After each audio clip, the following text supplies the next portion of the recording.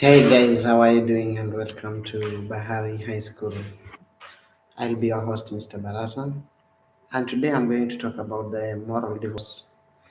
So, what are we talking about when we talk of moral divorce? This is a character whereby you find either some of the students or some of our children get astray or get off from the required norms, from the required standard of discipline, from the required measures which are within the school to their own ways of operation.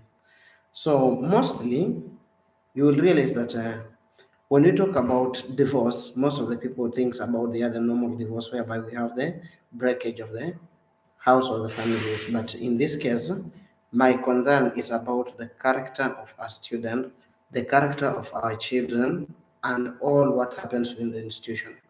So you will realize that most of the time, most people thinks that the misbehavior or misconduct of children originate from the school.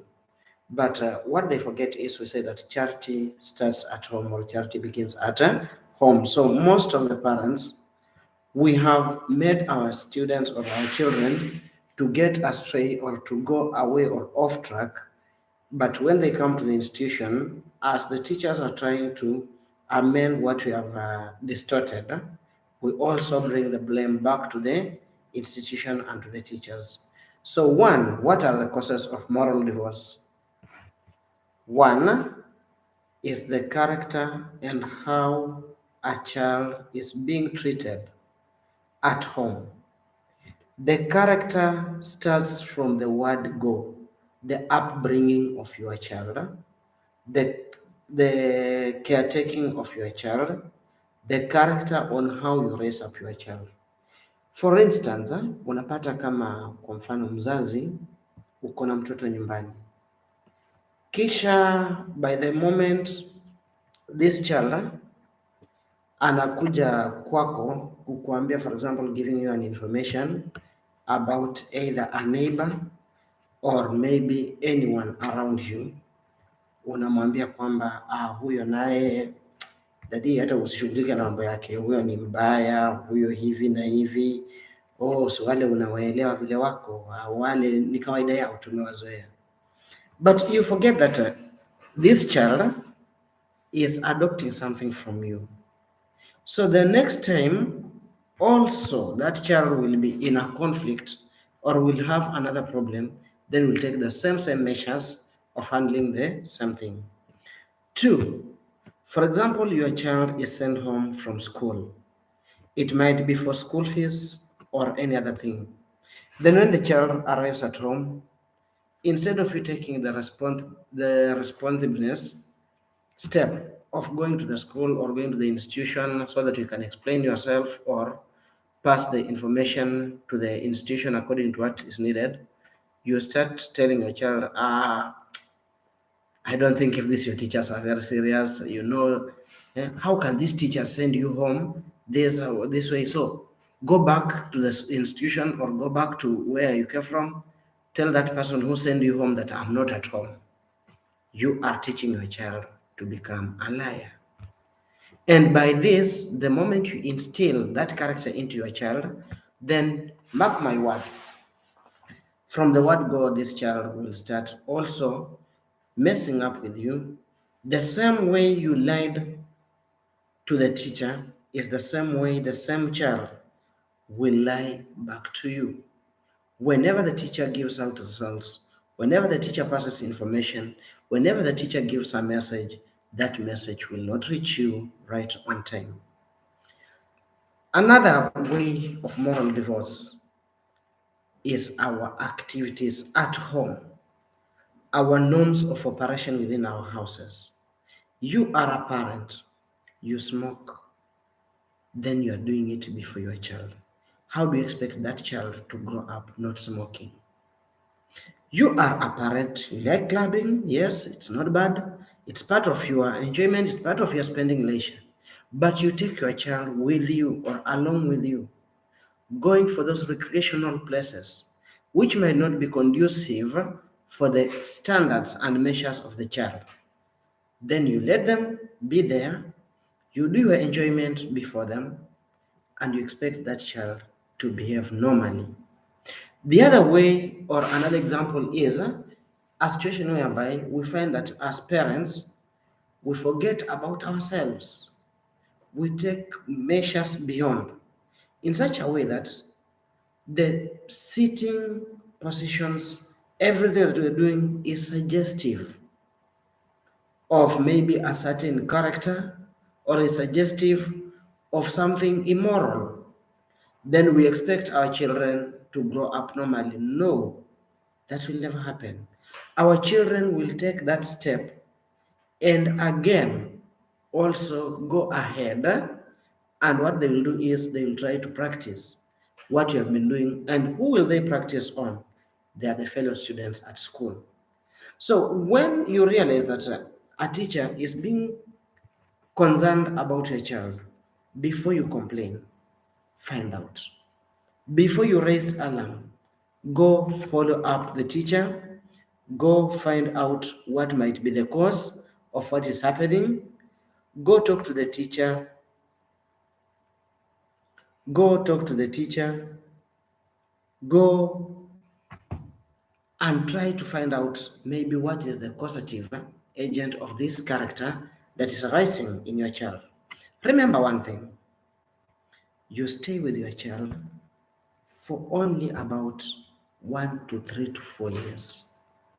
But teachers stay with your child for the rest of their life. If you could have stayed with your child for the time the teachers stay with your children, then you could understand what the teachers goes through. But in this case, what happens?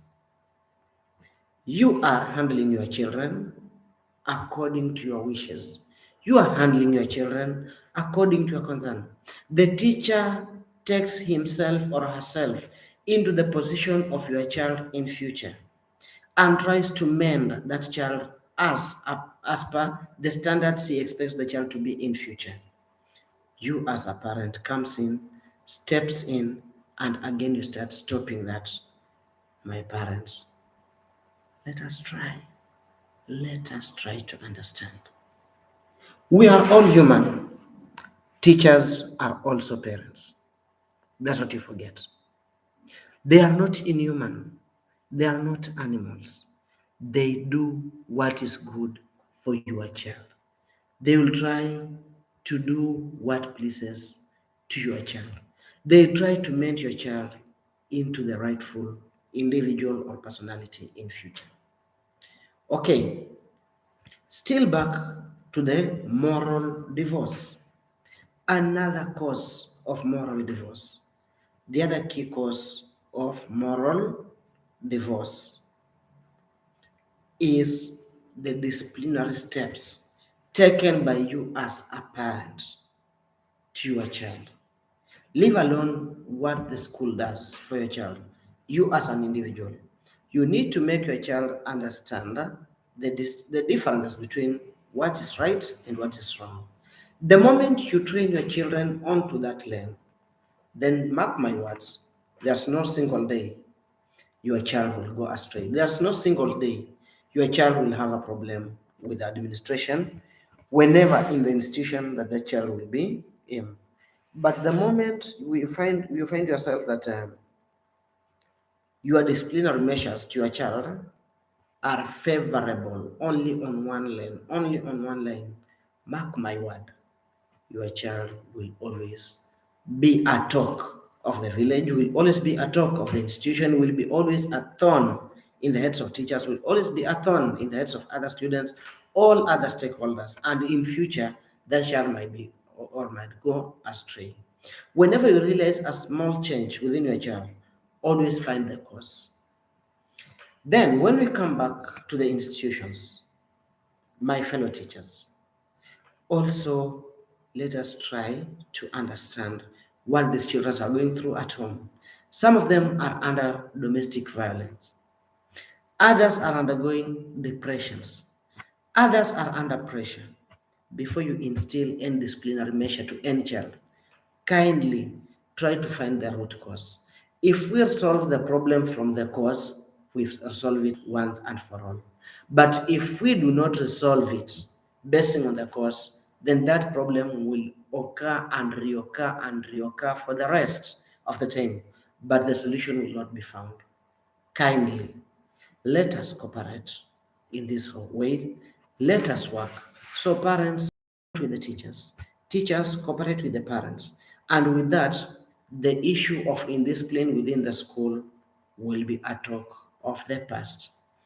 I wish all these have been beneficial to you. I have been your host, Mr. Barasa, and the next time again we shall be talking about the same but in a detailed manner. This was just an introductive part. We have a lot to discuss in terms of discipline of our children, in terms of the character that is expressed by our children, in terms of the performance of the children, in terms of the success of the children. We shall also go deep into maybe factors which leads our children into other unwanted characters like drug abuse, sexual, that is premature sexual relationships, another communal characters, yes, or other funny things. So in the next sitting, we shall be discussing such like things. I wish you a blessed night. God bless you.